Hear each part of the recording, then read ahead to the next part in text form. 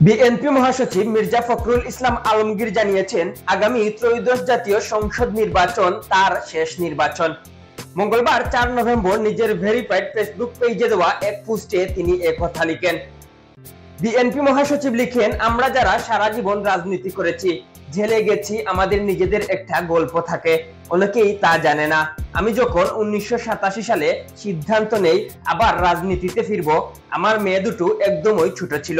ঢাকায় পড়তো, আমার স্ত্রীর বয়স অনেক কম ছিল। সে প্রথমে স্তম্ভিত হয়ে গিয়েছিল, বুঝতে পারছিল কি ভয়াবহ অনিশ্চিত জীবনে পা দিতে যাচ্ছে।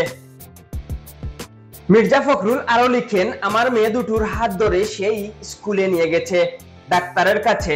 মনে পড়ে আমার বড় মেয়ের একটা অপারেশন হবে, আমি সারা রাত গাড়িতে ছিলাম ঢাকার পথে, যাতে মেয়ের পাশে থাকতে পারি। গল্পগুলো অন্য কোনো দিন বলবো যদি আল্লাহ চান। এরকম গল্প আমাদের হাজার হাজার নেতা কর্মীর আছে। এই নির্বাচন হয়তো আমার শেষ নির্বাচন। ওই পোস্টে তিনি লিখেন, মহান আল্লাহর রহমতে বিএনপি আমাকে ঠাকুরগাঁও 1 আসনে মনোনীত করেছে।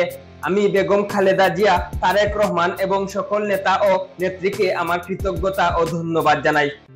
দলের সকল কর্মীকে জানাই আমার আন্তরিক ধন্যবাদ। আজীবন আমার সঙ্গে থাকার জন্য কৃতজ্ঞতা। যারা মনোনয়ন পাননি তাদের উদ্দেশ্যে মির্জা ফখরুল বলেন, যারা মনোনয়ন পাননি বিশ্বাস রাখুন, ইনশাআল্লাহ দল আপনাদের যথাযথ দায়িত্ব ও সম্মান দেবে। আসুন সবাই একসাথে কাজ করি। আপনারা সবাই আমার জন্য দোয়া করবেন, আমাদের দলের প্রতিটি নেতা কর্মীর জন্য ও দোয়া করবেন। আমরা সবাই মিলে আপনাদের পাশে থাকব এবং কাজ করব।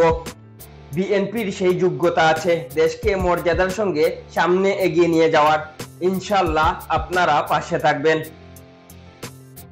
আসন্ন ত্রয়োদশ জাতীয় সংসদ নির্বাচনকে সামনে রেখে বিএনপি মহাসচিব মির্জা ফখরুল ইসলাম আলমগীরের ফেসবুক পোস্ট অনেক নেতাকর্মীকে আবেগ আপ্লুত করেছে। ডেস্ক রিপোর্ট, আধুনিক কাগজ।